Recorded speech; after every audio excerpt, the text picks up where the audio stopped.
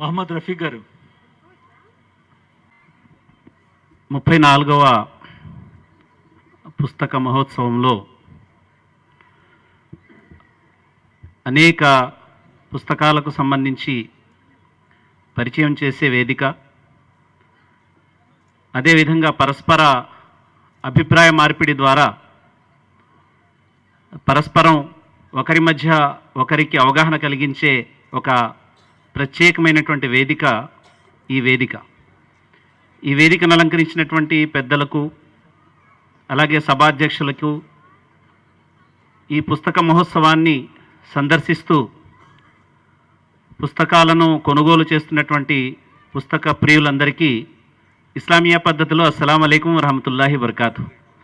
అంటే దైవశాంతి మీ అందరిపై కురియుగాక అని పదాలకు అర్థం. జమాతే ఇస్లామీ హింద్ అని ఒక జాతీయ సామాజిక ఆధ్యాత్మిక సంస్థ ఉంది. ఆ సంస్థ యొక్క రాష్ట్ర అధ్యక్ష బాధ్యత నాపై ఉంది.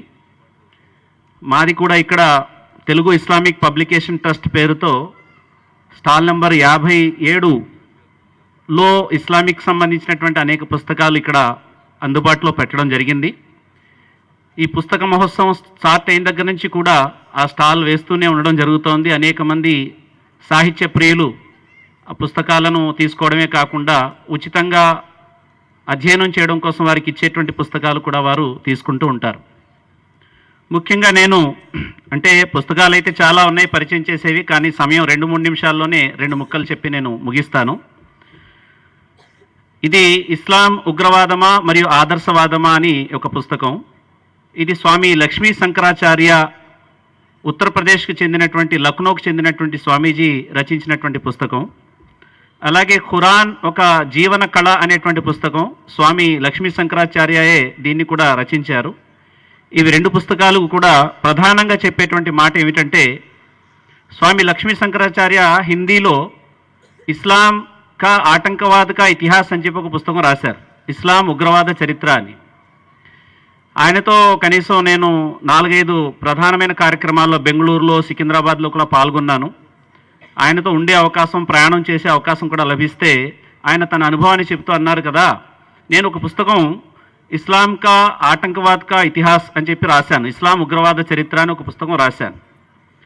అది చాలా విపరీతంగా ప్రపంచవ్యాప్తంగా అనేక భాషల్లో అనువదించబడి చాలా ఎక్కువగా ప్రచురితమైంది. కానీ ఎక్కడో నా మనసులో ఎక్కడో ఒక మూల ఒక బాధ ఉంది, నేను అధ్యయనం చేయడం సరిగా చేయలేదా ఏమిటా అని. ఆ బాధలో ఒకసారి ఒక సోదరుడు నాకు కలిసి దివ్య ఖురాన్ గ్రంథాన్ని, ముహమ్మద్ ప్రవక్త జీవితాన్ని నాకు అందించి, ఒకసారి వీటిని అధ్యయనం చేసిన తర్వాత స్వామీజీ మీ యొక్క అభిప్రాయాన్ని చెప్పండి అన్నాడు. నేను ఖురాన్ గ్రంథాన్ని, ముహమ్మద్ ప్రవక్త జీవితాన్ని అధ్యయనం చేసిన తర్వాత నేను ఎంత పెద్ద పొరపాటు చేశాను అబ్బా అని చెప్పి ఆలోచించి, నేను రాసినటువంటి పుస్తకానికి కౌంటర్గా నేనే పుస్తకం రాయడం జరిగింది. ఆ పుస్తకం ఇస్లాం ఆటంకవాద్ నహి, ఇస్లాం ఆదర్శవాద అని చెప్పి ఆయన పుస్తకం రాశారు. ఆ పుస్తకం యొక్క తెలుగు అనువాదమే ఇస్లాం ఉగ్రవాదమా ఆదర్శవాదమా అని చెప్పి మన భారతదేశంలో అనేక భాషల్లో అనువదించబడింది. ఇందులో స్వామీజీ ఏమంటారంటే, ఏదైనా మతాన్ని కానీ, ఏదైనా ఇజాన్ని కానీ, ఏదైనా దృక్పథాన్ని కానీ, ఏదైనా విషయాన్ని కానీ అర్థం చేసుకోవాలి అంటే ఆ అర్థం చేసుకునేటువంటి వ్యక్తికి విశాలమైనటువంటి ఆలోచన దృక్పథం ఉండాలి. రెండవది సత్యాన్వేషణ జిజ్ఞాస ఉండాలి. రిజర్వ్డ్ మనస్తత్వం ఏదైతే ఉందో దాని నుంచి అతను బయటకు రావాలి. సంకుచిత స్వభావం ఏదైతే ఉందో దాని నుంచి కూడా బయటకు రావాలి. సత్యం అని తెలిసిన తర్వాత, సహేతుకమైంది అని తెలిసిన తర్వాత, హేతుబద్ధంగా అది నిరూపించబడిన తర్వాత దాన్ని స్వీకరిస్తూ దాన్ని ప్రచారం చేసేటువంటి గట్స్ కూడా అతనికి ఉండాలి అనే విషయాన్ని స్వామీజీ ఇందులో ప్రస్తావించడం జరుగుతుంది. రెండవది, ఏదైనా ఒక మతం గురించి కానీ, దృక్పథం గురించి కానీ, ఏదైనా ఇజం గురించి కానీ ఏదైనా అభిప్రాయాన్ని మీరు ఏర్పరచుకోవాలంటే ముందు అన్నిటినీ అధ్యయనం చేయాలి. అంతే తప్ప అధ్యయనం చేయకుండా అంతా ఇందులోనే ఉంది, అంతా ఇదే అని చెప్పడం కానీ, ఇదే రైటు ఇంకొకటి తప్పని చెప్పడం కానీ ఆ అర్హత, నైతికపరమైనటువంటి హక్కు మీకు లేదు అనే విషయాన్ని కూడా చాలా స్పష్టంగా ప్రస్తావించడం జరిగింది. అంటే ఇక్కడ స్పష్టంగా తెలిసే విషయం ఏంటంటే, అధ్యయనం అనేటువంటిది ఏదైతే ఉందో ఇది ఒక మహాసముద్రం.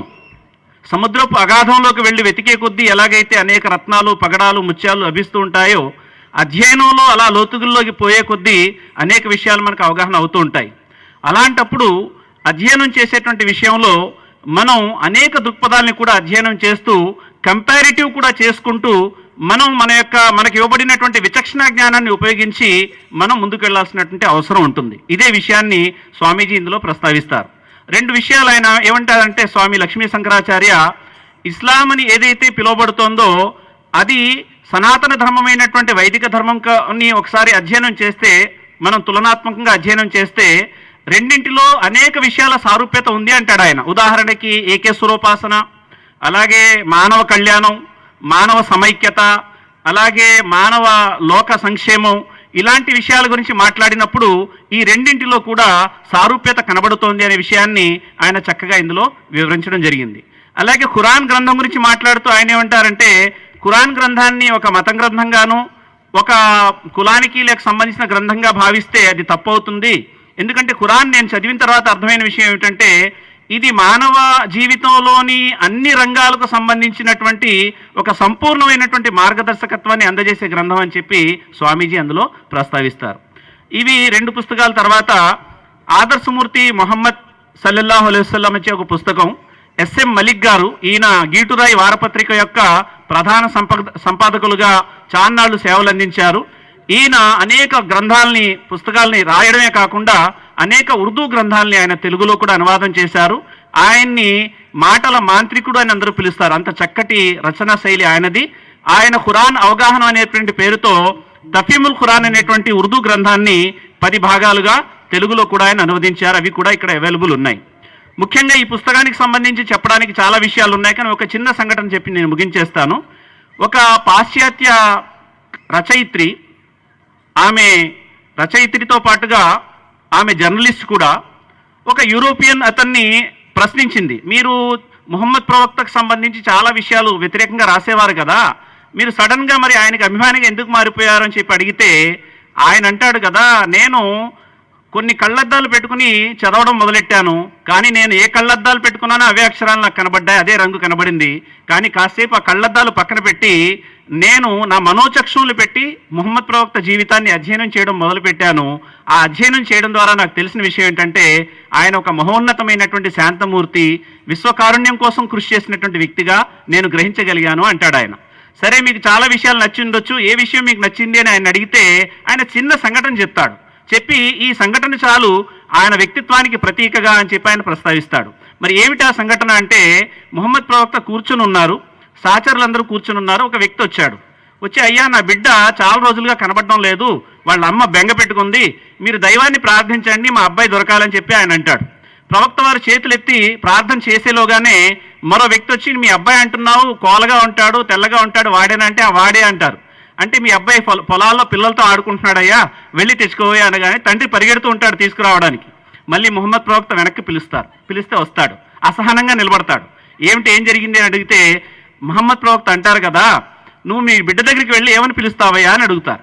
ఆ చిట్టి తండ్రి ఏమైపోయావరా నాయన, మీ అమ్మ బెంగ పెట్టుకుందిరా, తిండి కూడా మానేసిందిరా అని చెప్పి కౌగిలించుకుంటాను, ముద్దులతో వాడిని ముంచేస్తాను అంటాడు.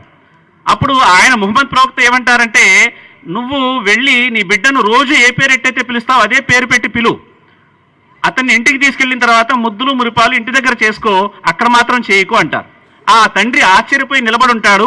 అప్పుడు ముహమ్మద్ ప్రవక్త నిశ్శబ్దాన్ని ఛేదిస్తూ ఏమంటారంటే, నీ బిడ్డ అక్కడ ఒంటరిగా లేడు, అనేక మంది పిల్లలతో ఆడుకుంటున్నాడు, నువ్వు గనక వెళ్ళి చిట్టి తండ్రి నాయన ఏమైపోయావురా అని చెప్పి నువ్వు కౌగిలించుకుంటే అక్కడున్నటువంటి పసిపిల్లల్లో అనాథలుంటారు, వాళ్లకు వాళ్ళ తండ్రి గుర్తొస్తాడు, మా తండ్రి కూడా ఉంటే ఇలాగే మమ్మల్ని లాలించేవాడు కదా, ఇలాగే ప్రేమించేవాడు కదా అని చెప్పి ఆ పసి హృదయాలు నొచ్చుకుంటాయి.